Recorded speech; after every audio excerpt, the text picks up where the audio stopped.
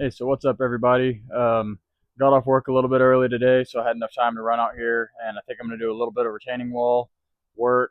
Even though it's a weeknight, I think I can make a little bit of progress out here. So I'm going to do a little bit. I've only got a few hours. It's 4 o'clock now. It's been getting dark, 8:30, 9 o'clock. So I'm get a couple hours in and see if I can make some progress, get this thing moving along so that we can get into the next project after this. So I know a lot of people have been asking for like an order of operations out here.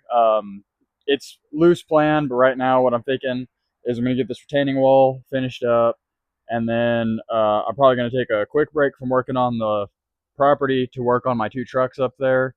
They're ended up. It's funny the way that it was. Life has worked out, but I've got ended up getting a project house that I've got all this work to do on, and then I ended up getting one project truck, and I just thought, that could be my in-between stuff. Fill works, just a really cool truck that I didn't want to pass up. Had a good opportunity to buy it, and then opportunity presented itself by another one. So I've got videos coming on those trucks. I know you guys have been seeing those in the background. I've been getting comments asking about them. They're both just my just for fun. I've been using them for work around the house too. They both run and drive. They've just both got issues. So stuff is coming on those two trucks. I'm gonna record video soon on that. But anyway, back to the order of operations. It's gonna be finishing up this retaining wall, and then it's gonna be getting both those trucks figured out, and then I'm moving into bathroom remodel. And I know a lot of people are gonna immediately be appalled that I'm talking about remodeling the bathroom before I fix the foundation.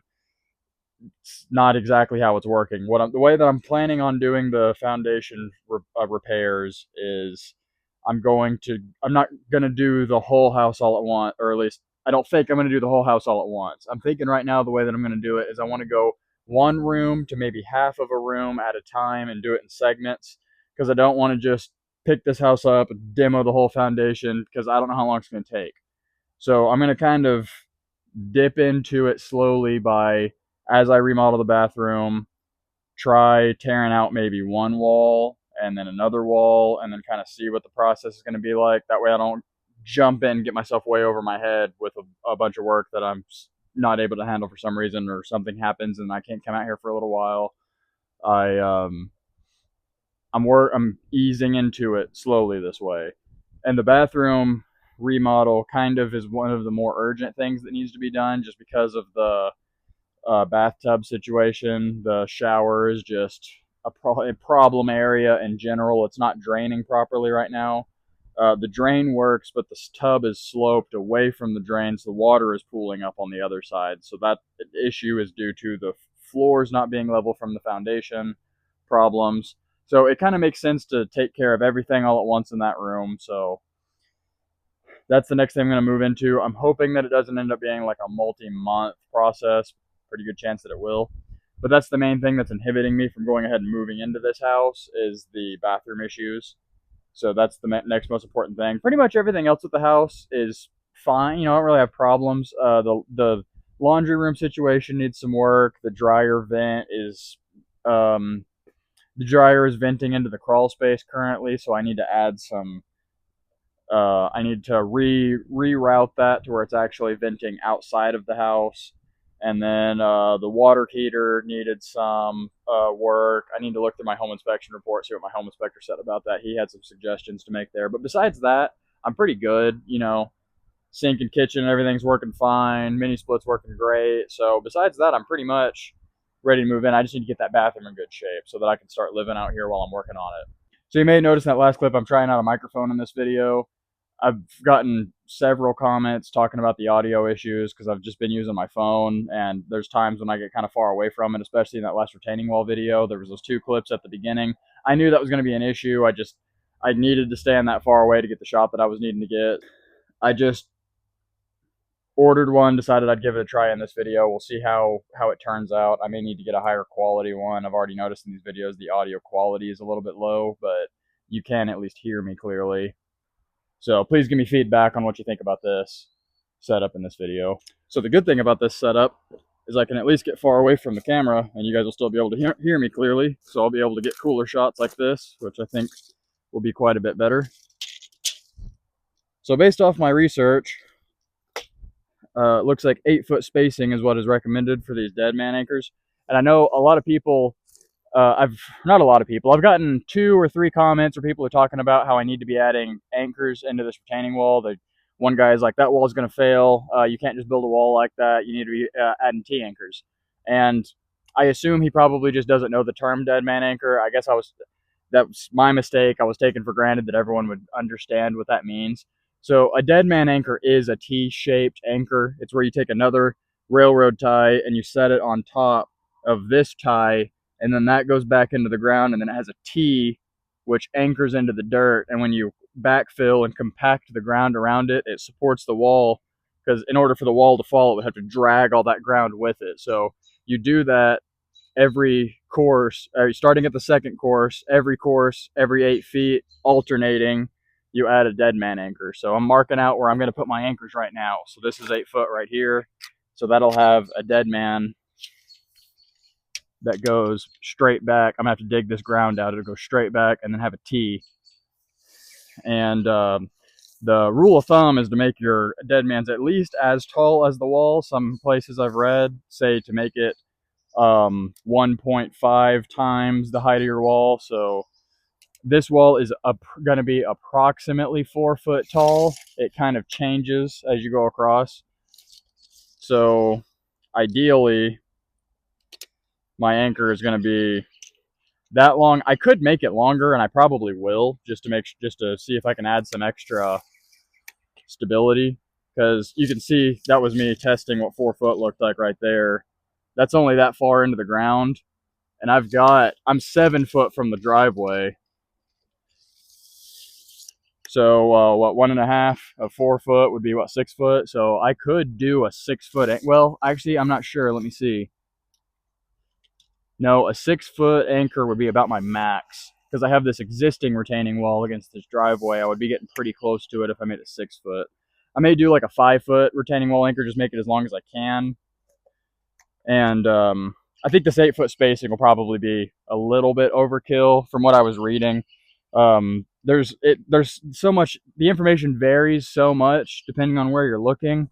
There's some websites say 10 foot, some say 8 foot, some say, there was one website that said to space them every 20 feet. So I'm just going to stick with the 8 foot spacing. I want to make this thing as strong as I can, and I have plenty of railroad ties to do it. So I'm doing 8 foot spacing starting at the second course. So that's just this section right here. I don't need to have one here yet, because this is still only the first course, but once I stack one up, that one will need an anchor. So go from that mark I just made is right here. Go another 8 feet puts us here.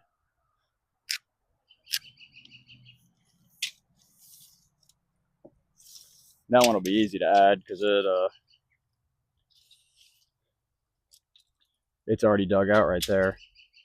So that only leaves me 7 foot to here. 8 foot off that end and then 7 foot off this end with 8 feet between it. I think we're good. Another thing that I've gotten quite a few comments about is this corrugated piping. This stuff crushes pretty easily, and you can see I already crushed that one, dropping the railroad tie on it, which you would expect. But this stuff is pretty flimsy. I mean, like, I can just press on it and dent it.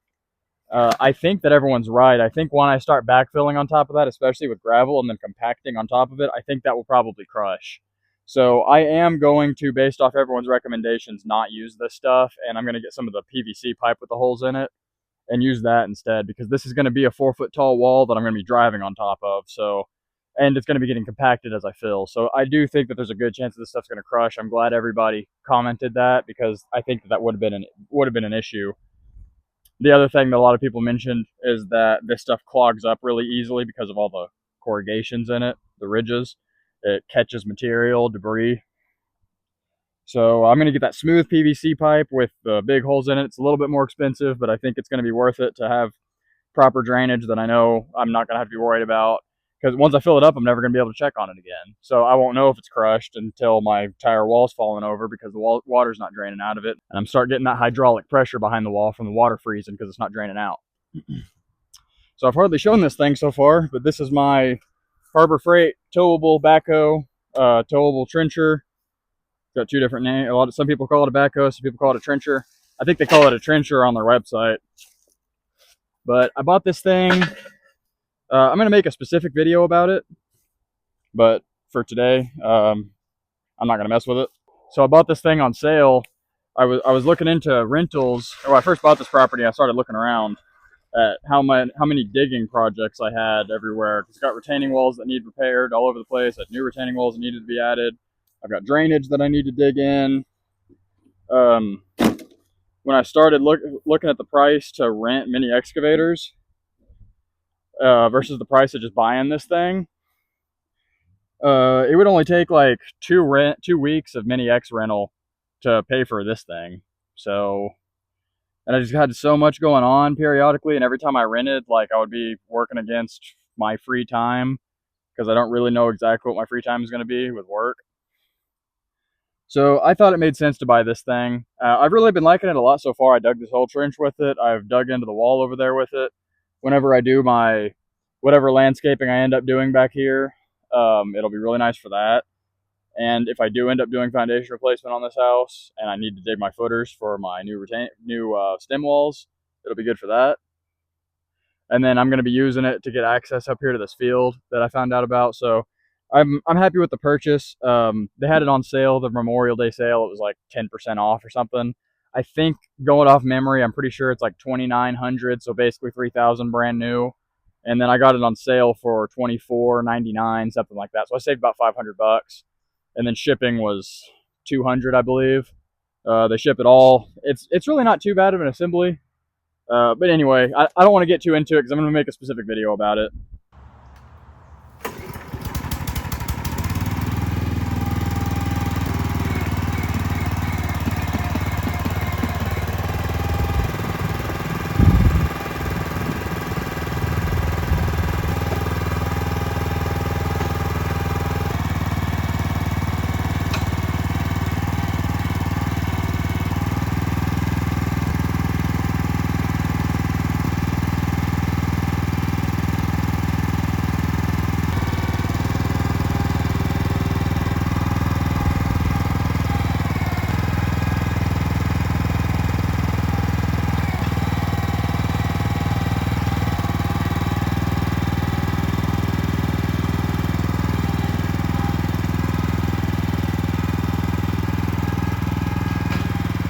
It's pretty hot today. It's in the 90s. But while I'm here, this thing is so slow to move around. That's the big drawback to it. Is it obviously can't drive itself, so you got to just pull yourself around with the boom. But you get, you know, also only cost $2,000, so can't complain. But this portion of existing fence has been really annoying to me. For one, I can't hardly get this thing through here. The outrigger's actually wider than this, so working it through here was a pain the first time. I think while I have this here, I'm going to go ahead and dig this post up. I already tried to pull it out by hand the other day just in case it was only in dirt, but it's definitely in some type of concrete footing. But while I'm right here, I'm going to go ahead and get it out of the way. That way I can start. I can use this to pull vehicles in here. There's a lot of people have been suggesting using this as my turnaround area. The problem with that, I'll show you. So you can see this is just inside that fence. You see that cable? And it goes almost all the way to that retaining wall. There's nowhere for me to pull in. There's also the problem with the suggestion I've been getting of making a wraparound driveway that goes all the way around the house. Is that because that's the driveway right behind the camera. So if you pull in right here, that would work. It absolutely would work if that wasn't there. But I can't fit a vehicle on either side of that. Not a truck anyway. If it was a small car or something, yeah, but a truck isn't going to fit through here or through there. And if it did fit, it would be really, really close. And then also another problem with the wraparound driveway is my septic system in the back. You don't want to drive over that. So got to stick to turn around in the field up top.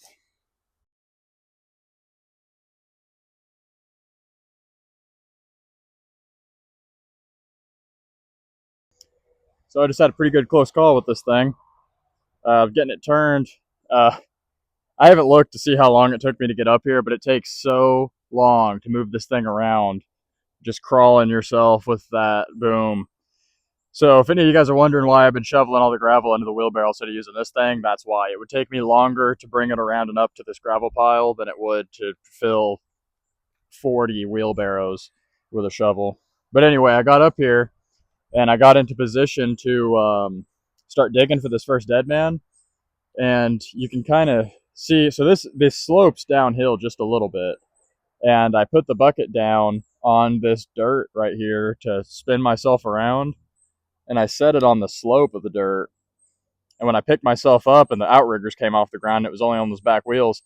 The whole thing slid down into the trench. I thought I was just going. And I almost jumped off of it and just let it go. But right as the bucket started to go down fully into the trench, I picked the boom up and that dropped those outriggers down and they dug into the dirt right here. And then I was stuck there for a second. I took a step back to evaluate my situation, and I put those rocks on the wheels and then picked myself up, pushed myself back, scooted the rocks back, set it down, and worked my way back onto the driveway. That's the problem with this thing. It's convenient and it's cheap, but man, I've gotten myself in a couple of really scary situations with it already. I feel like it needs some rollover protection. Anyway, I went ahead and flipped the outriggers over because those spikes, this gives me more surface area gripping against the concrete than those spikes did. So it gives me less chance of sliding as I dig. Luckily, all this ground is loose. It's not compacted at all.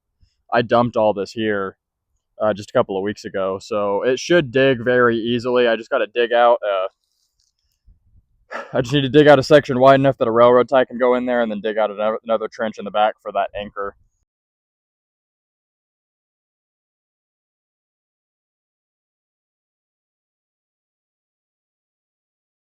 Okay, so surprisingly enough, I found a spot right in the middle of the trench that my tripod will actually stand up. I think I can use these corrugated pipes over above the house over here because I'm gonna have to add some drainage eventually. And I think these will be good for that. They'd only be buried less than a foot into the ground instead of 4 feet under a driveway and a bunch of gravel. So I think they'll be a lot better for that than this. So I'm gonna try to shape this up by hand because that trencher just doesn't quite have the articulation it takes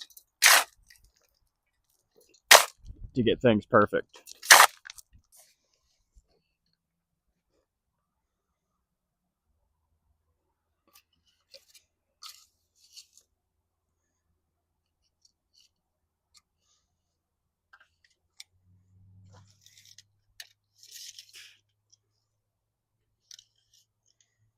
So it looks like I could do a 5-man anchor or 5 foot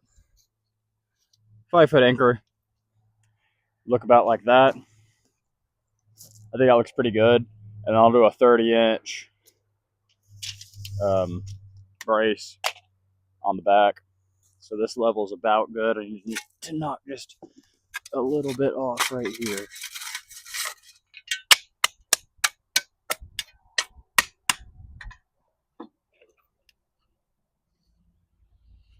Yeah, we're good right there. So I just need to continue that straight back.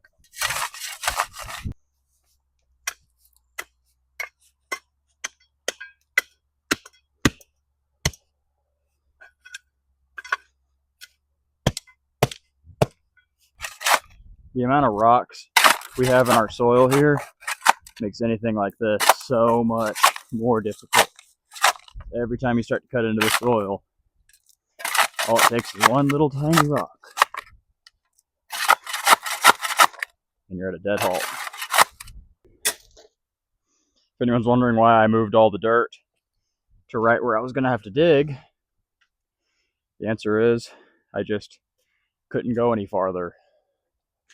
I'm limited to the articulation of that backhoe, so, and I don't have a front end loader, and like 2 bucketfuls of that fills up my wheelbarrow, and then I don't have anywhere to take it, and then I'd have to fill it back into the wheelbarrow and bring it back over here when it came time to backfill. So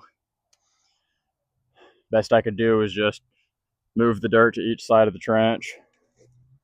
I knew I would have to dig it back out whenever the time came, but okay, that's dug out now. So you can see what we got now. You have a 30-inch T across the back and then a connector sits on top of this to here, and that creates a big anchor that gets all this ground gets compacted around it, and then if the wall ever tried to fall forward, it would be having to drag all this earth with it, so it makes it a much stronger wall. All right, my microphone died, so we're back to old regular audio.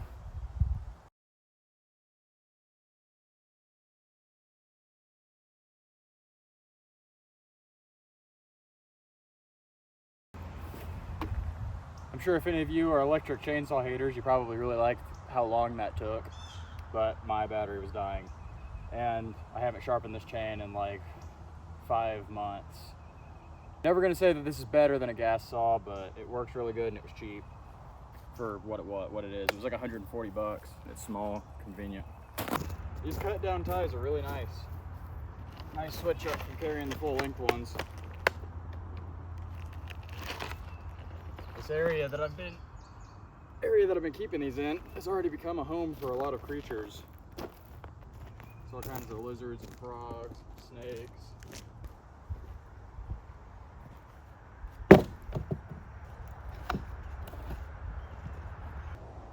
I'm trying to use my ugliest railroad ties for the dead men because they're just going to be completely buried and you'll never see them except at the very end. Makes me think I actually need to turn this around.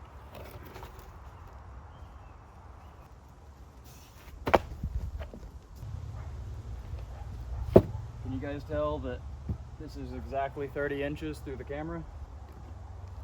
Well, you may be surprised to hear that it's not.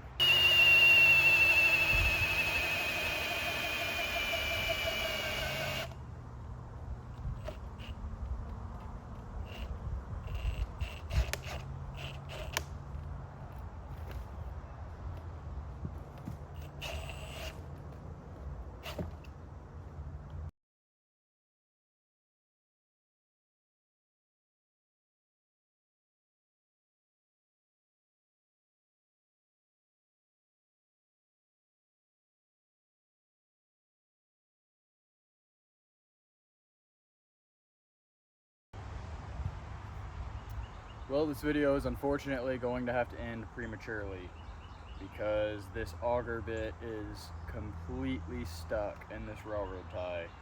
I've been fighting it for like 20 minutes. I've made absolutely no progress.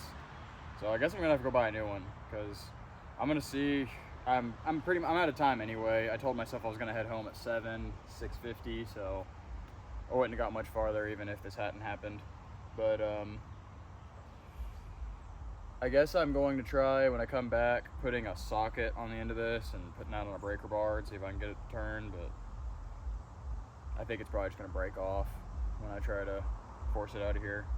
It's bent anyway. I need to replace it.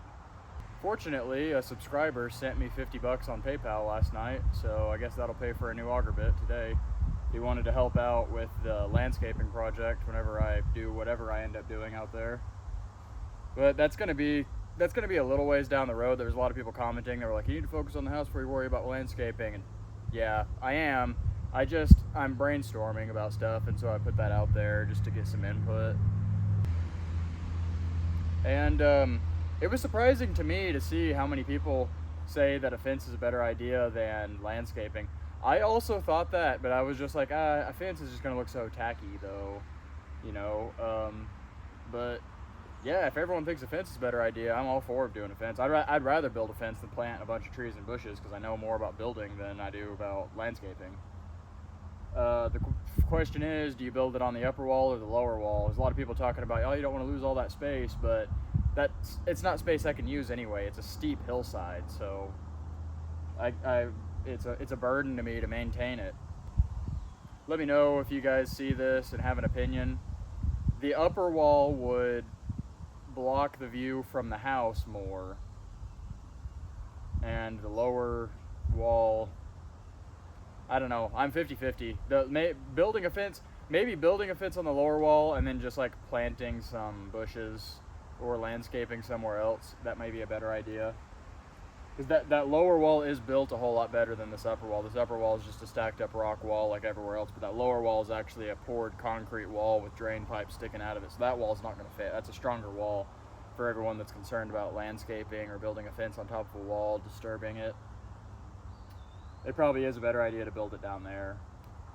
I think I'm going to lean towards that. But building a fence is going to be a lot more expensive than planting. Well, maybe not. I guess it may not be a whole lot more expensive. I'll have to price material on that. It'd be a long fence. Need to look at my survey, see how long that section is, but it'd be a long one. But that would probably be down the road. I'm not super concerned about getting that blocked off. But anyway, sorry that this video turned out to be pretty somewhat anticlimactic. It was kind of action-packed for me, almost sliding down the hill in the backhoe and then dealing with this. And it's also super hot. Been seeing groundhog. I got groundhogs all over the property. I've been seeing a lot of groundhogs today. But it's Thursday, so I'll go ahead and post this video tomorrow, and then I'll be back Saturday working. Should make some good progress Saturday and potentially Sunday, depending on how much time I have. But so there's the anticlimactic retaining wall part 3 video. Just doing what I could in the time that I had. I usually don't ever actually try to get any work done on weeknights, but had a little bit of motivation today. Thanks for watching.